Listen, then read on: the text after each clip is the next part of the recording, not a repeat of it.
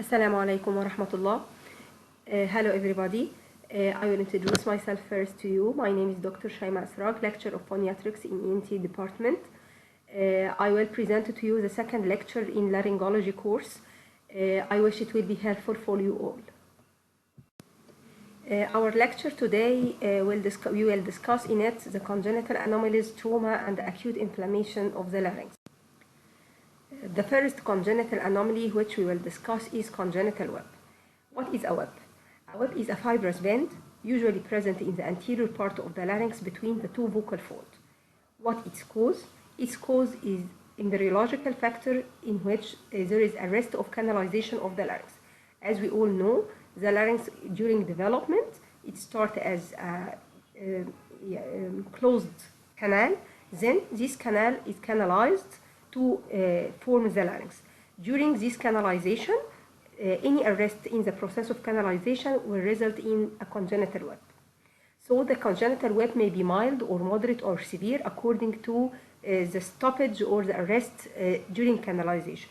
If it is mild, it will connect the two vocal folds to a lesser degree, or moderate, or it completely will close the level between the two vocal folds, and this will be incompatible with life. What is the complaint of the patient? Some patients pass without any complaint, especially in the mild case. Other patients will complain, or the mother will come to complain that her child has stridor during breathing, or sometimes hoarseness of voice.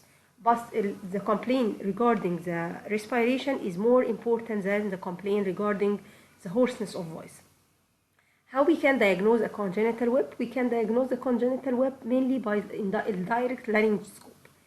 Direct laryngoscope can confirm our diagnosis and our auditory perception analysis of the voice of the baby, and evaluate the condition in order to decide the type of treatment we require. Type of treatment is completely different regarding the degree of the web. If it is mild web, as we say, it can pass without either the patient or his family can recognize it, and we can pass it without treatment and leave it. In the moderate or severe cases, we have to do endoscopic division using laser or cord instrument, because we cannot leave the two vocal folds attached to each other, because this can interfere definitely with respiration, which is very more important than voicing. The difficulties in this surgical division that it will recur again, and there is a high incidence of recurrence of the congenital web after surgical division. This is a picture of a congenital web in which you can see that it is a fibrous band connecting the two vocal folds with each other and resulting in decreasing the amount of air which can come into the larynx. Here is another shape of the laryngeal web, or another picture for a laryngeal web. In this picture we can see that here the laryngeal web is less dense than the other picture. The second type of congenital anomaly we will discuss is laryngomalacia. What is laryngomalacia? Laryngomalacia is flaccidity of the supraglottic structure, mainly the epiglottis and the aryepiglottic fold, resulting in long tapering epiglottis and folding of the aryepiglottic fold. This is called the infantile type of the larynx. We can look in these two pictures and see the epiglottis here are omega-shaped or long and tapering, and the aryepiglottic fold is short and folded. This will result in laryngomalacia. Okay, what is a clinical picture of laryngomalacia? What is the complaint of the patient? Patient, usually the mother come to complain that her child has stridor or inspiratory stridor or fluttering respiration. What does this mean? This is because the flaccidity of the epiglottis and the aryepiglottic fold, this will result in sound during respiration, mainly during inspiration. Okay, this increase when it increase and when it decrease. Usually it increase on agitation, and a decrease in the prone position and when the neck is hyperextended. Some type of laryngomalacia, or in some patients there is a feeding problem. In all patients or most of the patients, the feeding is usually almost normal or nearly almost normal. But in some patients, there is a problem in feeding which require change in the habits of feeding of the child and methods of feeding of the child, and sometimes it is accompanied with hoarseness of voice or fever. So what is the treatment of laryngomalacia? Also, laryngomalacia is regarding the degree of severity. If it is mild, there is no treatment. It will resolve gradually with time. Reassurance of patient, this is all we need. In severe cases, when there is much more folding of the area epiglottic fold and epiglottis, we will do laser removal of the redundant supraglottic tissue well done. Other form of congenital anomaly that we have to discuss is subglottic stenosis. What is the mean of stenosis? Stenosis means decrease in the lumen of the glottis, which result in decreased amount of air entering the respiratory system during respiration. This is resulting from malformation either in the cricoid cartilage or in the soft tissue. The malformation of the soft tissue is more commonly occurred than the malformation of the cricoid cartilage. So what is the clinical picture or the expected clinical picture? As logic, it is related to the degree of the obstruction or the stenosis, the degree of stenosis. So if the degree of the stenosis is limited or mild, this will result in airway distress occurring only during activity or during fever or during infection. In the severe cases, or if the stenosis is severe, also the stridor will be severe and can occur during rest. How we can diagnose subglottic stenosis? We can diagnose subglottic stenosis besides the clinical picture mentioned before by soft tissue X-ray, lateral film for the airway, CT scan to define the cricoid lesion, and also by endoscope. In the normal cases or normal people or normal newborn, the subglottic airway can admit 3.5 millimeter endotracheal tube. In case of stenosis, this cannot be happen. What about the treatment? The treatment, we can require tracheotomy. The subglottic larynx enlarge as the patient grow, so we can decannulate the patient at the age of 1 to 2 years. Direct surgical approach is usually deferred. These two pictures show the normal larynx and the cases of laryngeal stenosis. In the first picture, we can see the two buccal fold and subglottic region is wide to allow the air entering freely during it. And in the second picture, we can see the picture of stenosis. Now, the second part in our lecture is about acute laryngitis. What is acute laryngitis? It is acute inflammation of the mucosal lining of the larynx. Acute laryngitis can occur in adults or in children, and its picture is different in children than in adults. We can classify acute laryngitis into acute non-specific laryngitis and acute specific laryngitis. Acute non-specific laryngitis, we can classify it into acute laryngitis in adults, acute laryngitis in children, acute epiglottitis, and acute laryngotracheobronchitis. Acute specific laryngitis is like diphtheritic laryngitis, which occur due to specific organism like diphtheria and has specific antidiphtheritic treatment, and we can investigate it by specific investigation for diphtheria. Now, what about acute laryngitis in children or acute non-specific laryngitis in children? It's a common infection resulted from droplet infection, either by viral infection or secondary superadded bacterial infection. It has general manifestation and local manifestation. General symptom or general manifestation include fever, pain, headache, all are general symptoms.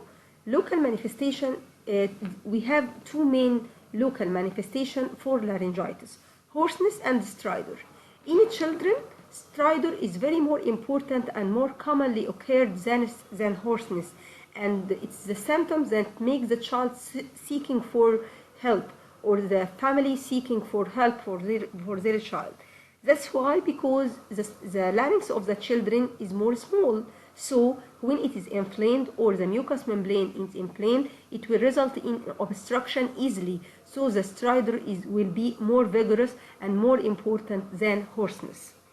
How we can diagnose acute laryngitis? By clinical picture or by endoscopic view. When we look by endoscope, we can see congestion and edema. Edema here is very more important because it will result in stridor.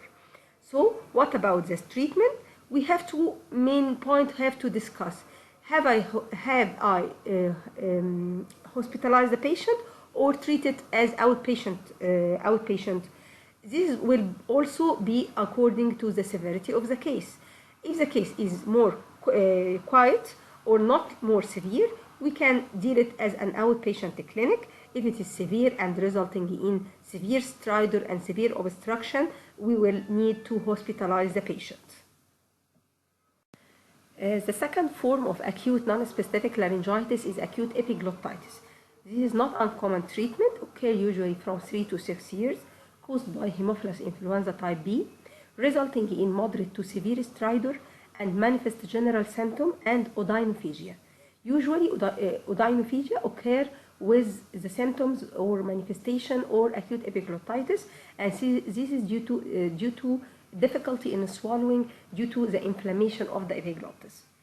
It requires careful examination, and the endoscopic view will show congestion and severe edema and micro abscesses. What about the investigation? We have to do lateral X-ray and the treatment, mainly hospital-based. We require medical treatment mainly, but if there is severe inflammation, we can require surgical treatment for the general and local symptoms. This is a picture of acute epiglottitis in which we can see the epiglottis which is severely inflamed. The last picture of acute laryngitis is laryngotracheobronchitis. This is also not uncommon, occurs mainly below the age of 3 years, caused by viral etiology mainly, and resulting in manifest general symptom and moderate biphasic stridor with croupy cough. Here, why cough occurs? Because this is not only laryngeal inflammation, but laryngotracheobronchial inflammation. By endoscopic picture, we can see congestion, edema of the whole upper respiratory tract. The treatment also hospital-based and medical treatment for general and local manifestation. Now, what about acute laryngitis in adults? Acute laryngitis is completely different in adults than in children. Regarding the etiology, it is mainly primary viral infection followed by secondary superadded bacterial infection. The primary viral infection can occur by 5 types of viruses, which are influenza virus, parainfluenza virus, adenovirus, rhinovirus, and the respiratory syncytial virus. This can be followed by secondary bacterial infection also by 5 bacterial strains: Streptococcus hemolyticus, Streptococcus pneumoniae, Haemophilus influenza, Staphylococcus aureus, and Moraxella catarrhalis. The mode of infection mainly by droplet infection. What about the clinical picture? The clinical picture in adult will completely be different or markedly differ than the clinical picture in children. Why? Because the diameter of the larynx is different, the requirement of the patient is different, the habits of the patient is different. So the symptom here mainly will be hoarseness. Hoarseness will be the main symptom for acute laryngitis in adults. In children, it wasn't the first symptoms. The first symptom in children, as we discussed before, was stridor. Here, the main symptom or the first symptom is hoarseness of voice. Second symptom is dry cough and feeling of discomfort in the throat, especially on talking.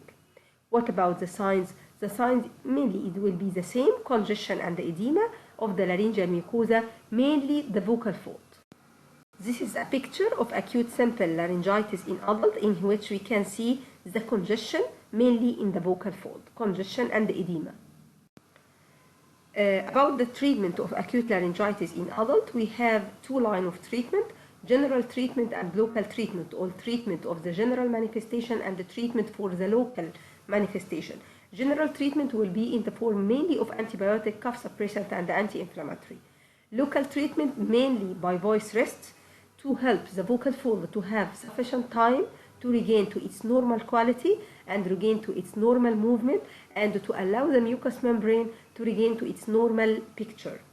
Avoid laryngeal irritation as smoking and use steam inhalation.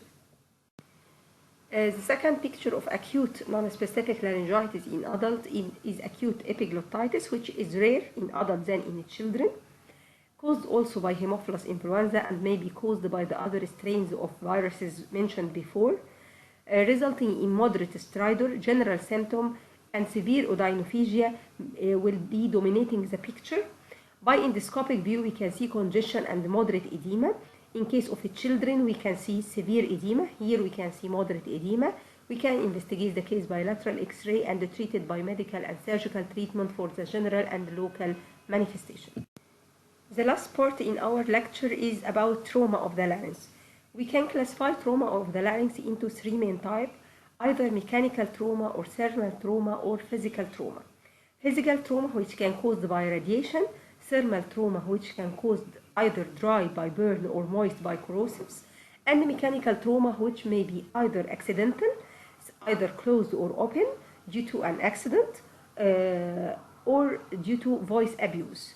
All these type of trauma will result in manifestation of trauma. We can talk about firstly about mechanical trauma, which is very important. Either by accidental or voice trauma, we can see injury, which may involve other neck structure, resulting in shock, hemorrhage, stridor, hoarseness. If this picture is seen, we can definitely think in accidental trauma. But if the patient show only hoarseness of voice, this trauma may not be resulting from an accident, and it only can be resulted from voice abuse. Voice abuse is very important item, which actually all of us can master it in any time of his life. This will result from using of our voice in inadequate manner, which result in affection of the vocal fold. This affection, if it occurs vigorously and suddenly, will result in trauma of the vocal fold, which may result in the presence of blood accumulation or hemorrhagic polyp. This have a special maneuver of treatment, not only like accidental trauma, by hospitalization and management of shock and hemorrhage and other manifestation. It also require voice rest for about 5 to 7 days. If it is not resolved, this will result in surgical management, either by injection of corticosteroid, or if it develops fibrotic polyp, it will require surgical removal of this polyp. This is a picture of a right vocal fold hematoma.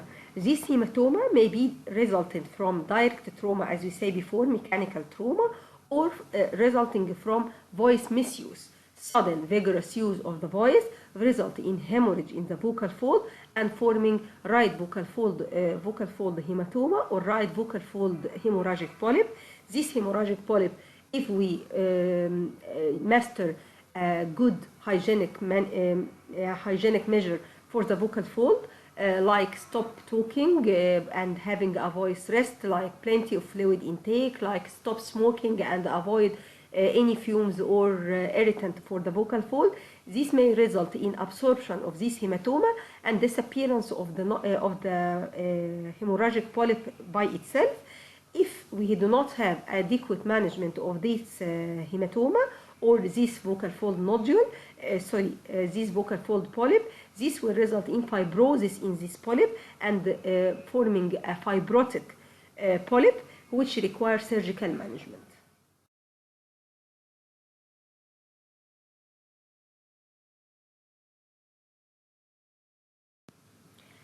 Many thanks for your patience, and wish it is helpful for you all, and I will be very happy for any discussion or any question, either on email or WhatsApp or telephone.